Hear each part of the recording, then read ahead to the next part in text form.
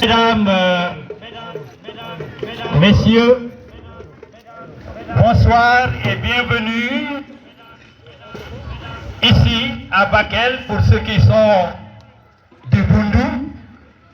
Et d'ailleurs, bienvenue dans ce lieu qu'on appelle la place de l'Indépendance. Cette place a vu passer de grands hommes. Ce n'est pas le jour de les citer aujourd'hui. L'AREVAC, c'est l'association pour la... C'est pas la même.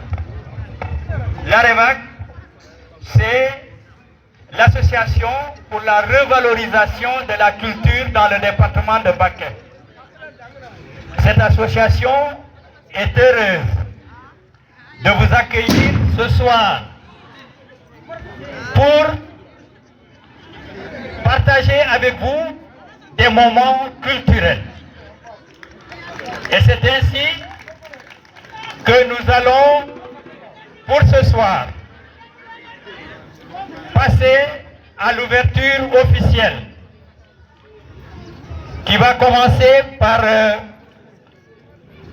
le mot de bienvenue de notre président d'honneur, M.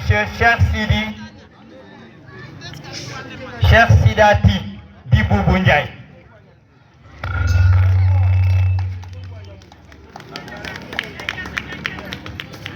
Et ensuite, il y aura les autres, on nous demande d'attendre un peu. Mais en attendant, on peut quand même vous inviter à suivre un peu l'histoire de notre ville. Parce que Bakel est une ville historique.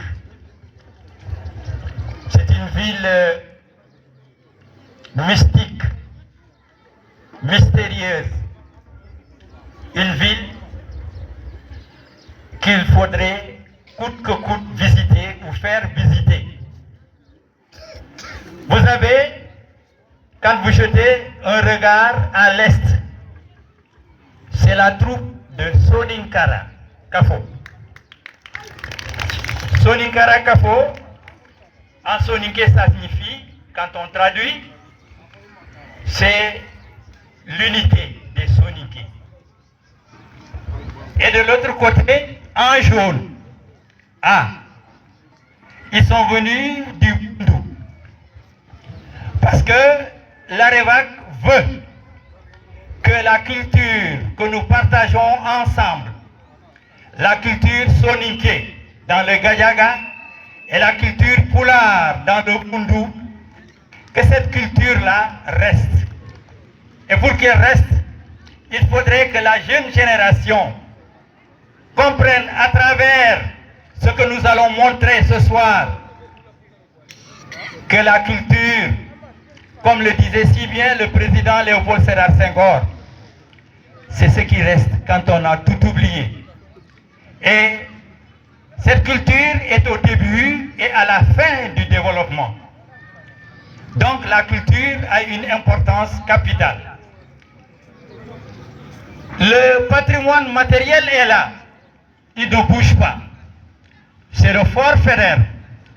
C'est le pavillon René Caillé. Ce sont les trois tours. La tour aux pigeons, la tour du Mont aux singes, la tour télégraphique militaire français, le cimetière des sans-circoncis. Vous allez à Saint-Denis d'où viennent nos parents, il y a le fort Saint-Pierre. Et vous allez jusqu'à Kenyeba. Il y a la tombe d'un ingénieur français, Alberet. Et il y a nos mares qui sont là. Il y a le fleuve Sénégal, long de 1750 km, qui prend sa source là-bas dans les montagnes du Fouta Jalon et qui va se jeter à Saint-Louis du Sénégal.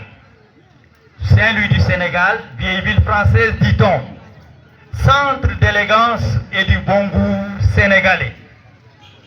Nous avons ce soir parmi nous, parce que quand on parle d'AREVAC, On parle du comité de jumelage aussi. Et le comité de jumelage, même si nous sommes à Bakel, je dirais le comité de jumelage Apt Bakel, représenté ce soir par six grands messieurs. 3 grands messieurs et 3 grandes dames. On me rectifie avec des doigts que vous ne voyez pas. La délégation est conduite par monsieur André Kaufmann. Tout à l'heure, on dira le patrimoine matériel seulement. Il y a l'immatériel. Et cet immatériel, si on ne prend garde, risque de nous échapper, de disparaître à jamais. Ce sont des occasions comme ça qui nous permettent de montrer comment nos aïeux, comment nos grands-parents, comment nos parents dansaient, comment est-ce qu'ils chantaient. Et cela, c'est à travers des moments comme ça qu'on pourra vraiment montrer ce que c'est l'histoire. Du côté du Gadiaga, montrer à travers ce qu'on appelle Soningara Kafo, montrer un pan de notre tradition, le mariage en milieu soniqué, étalé sur 3 jours. Le premier jour, avec l'arrivée de la mariée, et il y a un processus qu'il faudrait traverser, bien sûr.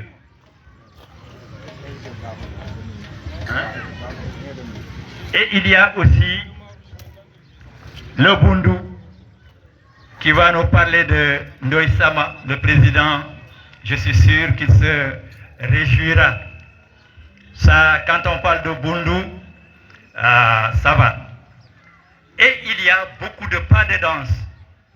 Et c'est la tradition qu'on veut éveiller, qu'on veut réveiller, qu'on veut montrer à la jeune génération.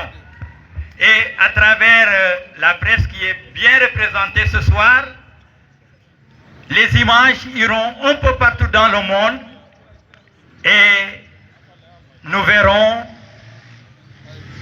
que Bakel sera connu de plus en plus. Ce ne sera pas tout simplement le fort Faidherbe qui abrite la préfecture actuellement. Ce ne sera pas tout simplement le pavillon René Caillé, non. Les gens se rappelleront, se souviendront de cette journée, de ce soir où monsieur le préfet, monsieur l'adjoint au préfet, monsieur Ngor Diouf, vous m'excusez, Nguer Pouy, le président du conseil départemental, le représentant du maire, monsieur Thiam, notre invité d'honneur, monsieur Kile Saho, et tous les autres invités que je ne peux pas citer, vous m'en excuserez, le coordonnateur et autres, les FDS, nous vous disons bienvenue à Bakel. La soirée va démarrer d'abord avec le discours de notre président d'honneur, monsieur... Là? C'est ça? À cet événement exceptionnel, loin du champ de loisirs, mais plutôt caractéristique des spécificités culturelles. Nous venons ainsi donc vous convier à un voyage dans les arcanes de nos sociétés. Aucune gratuité, plutôt nous plonger dans le passé de nos sociétés, de fixer les valeurs fondamentales pour mieux renseigner le présent et construire le devenir. Ainsi, mesdames, messieurs, 2 terroirs sont à l'honneur. le Gadiaga et le Bundu. À cette occasion, un homme a été choisi comme parrain de l'événement. Qui est-il? Pour quelle raison? Avant de répondre à ces questions, nous formulons des prières à sa mémoire. Puisse Allah le choisir parmi ses illustres élus de l'au-delà.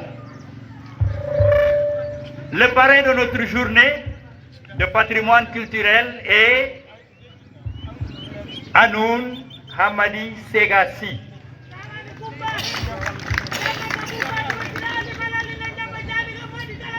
Hanoun Hamadi Segassi est né le 9 février 1932 à Saint-Louis. Saint-Louis du Sénégal, je précise. Fils aîné de Hamadi Segassi qui fut chef de canton du Bundu. Hanoun Hamadi Segassi a passé son enfance dans la cour royale du Bundu où il a subi l'éducation familiale aristocratique et celle de sa société poulard. À l'âge mature, il a dirigé la communauté rurale de Bélé et a été très souvent consulté par les autorités étatiques et de par son leadership dans sa localité. Les leaders des partis politiques en tournée dans le Bundu lui ont toujours réservé des visites de courtoisie, même sur son lit de malade. Élégant par son physique et par son moral, Hanoun Hamadi incarne à l'image de son père Hamadi Sega le courage, la générosité, l'humilité, le patriotisme. Son seul défaut serait peut-être son impartialité et son objectivité dans le jugement, même si cela pouvait lui être préjudiciable.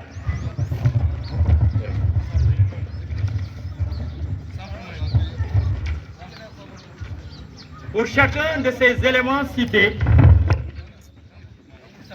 on peut dénombrer plusieurs faits qui l'attestent. Durant sa vie, ici-bas.